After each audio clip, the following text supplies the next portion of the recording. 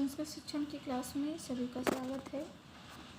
आज हम लोग पढ़ेंगे 10वीं का चतुर्थ पाठ है विलासा।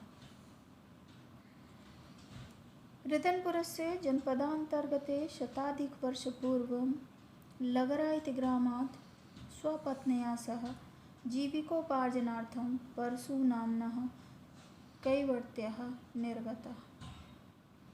रतनपुर के जनपद के अंतर्गत शताधिक वर्ष पूर्व 100 वर्ष पूर्व लगरा ग्राम से स्वपत्निया सह अपनी पत्नी के साथ जीविकोपार्जन के लिए परशु नाम का मछुआरा निकला।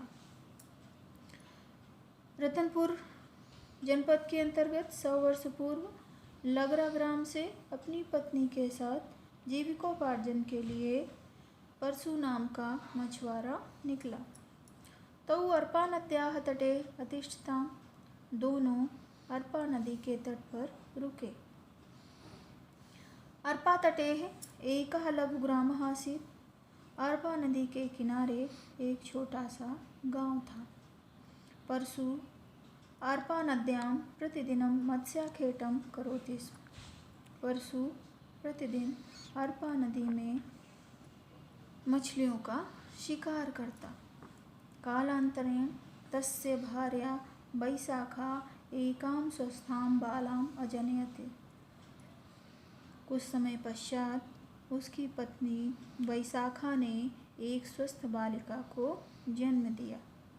सा बालिका लावण्यवती आसीत्। वह बालिका सुंदर थी।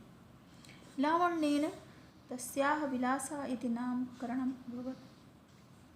सुंदरता के से ही उसका नाम विलासा ऐसा हुआ। एक बार और देखेंगे। रतनपुरस्य जनपदान्तर्गते शताधिक वर्ष पूर्व लगरा इति ग्रामात् स्वपत्न्या सह जीविकोपार्जनार्थं परशु नाम्नः कैवत्यः निर्गतः। रतनपुर के जनपद के अंतर्गत 100 वर्ष पूर्व लगरा ग्राम से अपनी पत्नी के साथ जीविकोपार्जन के लिए परशु नाम का मछुआरा निकला। वे दोनों अर्पा नदी के तट पर रुके। अर्पा नदी एकः लघु ग्रामः आसीत्। अर्पा नदी के किनारे एक छोटा सा गांव था। परशु अर्पा नद्यां प्रतिदिनं मत्स्याखेटं करोति स्म। परशु प्रतिदिन अर्पा नदी में मछलियों का शिकार करता था। कालांतरेण तस्य भार्या वैशाखा एकां स्वस्थां बालां अजनयत्। कुछ समय पश्चात उसकी पत्नी वैशाखा ने एक स्वस्थ बालिका को जन्म दिया। सा बालिका लावण्यवती आसीत्। वह बालिका बहुत ही सुंदर थी। लावण्येन तस्याः विलासा इति नामकरणम् अभवत्। सुंदरता से ही उसका नाम विलासा ऐसा हुआ। अब इसका शब्दार्थ देखेंगे। इधर देखो। जनपद यानी जिला, शत, 100, स्व माने अपने, निर्गतः माने निकला, तटे किनारे पर, लघु छोटा, मत्स्याखेटम यानी मछली का शिकार, भार्या पत्नी, अजनयत जन्म दिया, लावण्यवती सुंदरी। अब दूसरा पैराग्राफ है। विलासा शैशवकाले बालाबालैः सह क्रीडति स्म। विलासा बचपन में बालक और बालिकाओं के साथ खेलती थी। तस्यैः बालकानां क्रीडनं च रोचते स्म। उसको बालकों के खेल भी खेलने में अच्छे लगते थे। विलासा अदम्य साहसिका आसीत्। विलासा बहुत ही साहसी थी। एकदा सुप्तं बालं नीत्वा वृक्कः पलायनं कुर्वन्। एक बार सोते हुए बालक को लेकर भेड़िया जा रहा था।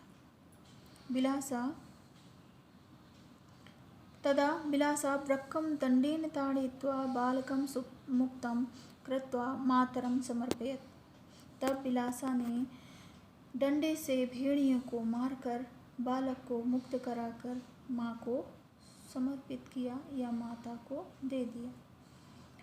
बालकैः सह विलासा मल्लकौशलं शिक्षते स्म। बालकों के साथ विलासा कुश्ती का खेल या युद्ध कौशल भी सीखती थी। तं साहसं दृष्ट्वा जनैः तस्याः दलाय ग्रामरक्षणस्य दायित्वं प्रदत्तम्। उसके साहस को देख करके लोगों ने उसके समूह को गांव की रक्षा का दायित्व प्रदान किया। अब एक बार और देखेंगे इसको। विलासा शैशवकाले बालाबालैः सह क्रीडते स्म। विलासा बचपन में बालक और बालिकाओं के साथ खेलती थी। तस्यैः बालकानां क्रीडनकं च रोचते स्म। उसको बालकों के खेल भी खेलने में अच्छे लगते थे।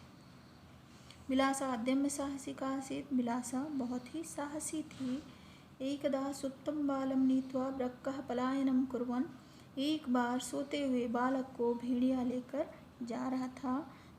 तभी विलासा वृक्कं दण्डेन ताडयित्वा बालकं मुक्तं कृत्वा मातरं समर्पयत्। तब विलासा ने डंडे से भेड़िए को मारकर बालक को मुक्त कराकर उसकी माँ को सौंप दिया। बालकैः सह विलासा मल्लकौशलं शिक्षते स्म। बालकों के साथ विलासा युद्ध कौशल या कुश्ती का खेल भी सीखती थी। तं साहसं दृष्ट्वा जनैः तस्याः दलाय ग्रामरक्षणस्य दायित्वं प्रदत्तम्। उसके साहस को देखकर लोगों ने उसके समूह को गांव की रक्षा का भार दिया। अब इसका शब्दार्थ है देखेंगे। शैशव काले यानी बचपन में, सह साथ में, क्रीडनकम यानी खिलौना, क्रीडनम खेल, नीत्वा ले करके, वृक्का यानी भेड़िया, ताड़ित्वा यानी मार करके, मल्ल कौशलम युद्ध कौशल, दायित्वम जिम्मेदारी। इसका व्याकरण देखेंगे। नीत्वा में नी धातु और त्वा प्रत्यय है। कुर्वन् क्री धातु शत प्रत्यय जिसका बना है कृत्वा। दृष्टवा में दृष्ट धातु त्वा प्रत्यय। प्रदत्तम में प्रा उपसर्ग दा धातु और त्वा प्रत्यय। इसके बाद है तीसरा पैराग्राफ। यदा वर्षा काले अर्पा नद्यां जलप्लावनं जातम। जब वर्षा के समय अर्पा नदी में बाढ़ हो जाती, तदा विलासा नौकया जनान् संतारयति। तब विलासा नौका में लोगों को दूसरी पार ले जाती या नौका से पार करवाती। एमेव सा नौका चालने अपि पारंगता जाता। इसलिए वो नौका चालन में भी पारंगत थी। सा लोक नृत्य गीतयोः अपि सिद्धा आसीत्। वो लोक नृत्य और गीतों में भी सिद्ध थी यानी कुशल थी। ग्रामस्य सर्वेषु कार्यक्रमेषु सा अग्रसरा आसीत्। गांव के सभी कार्यक्रमों में वो आगे रहती थी। एक बार और देखेंगे इसका। यदा वर्षा काले अर्पा नद्यां जलप्लावनं जातम। जब वर्षा के समय अर्पा नदी में बाढ़ हो जाती, तदा विलासा नौकया जनान् संतारयति। तब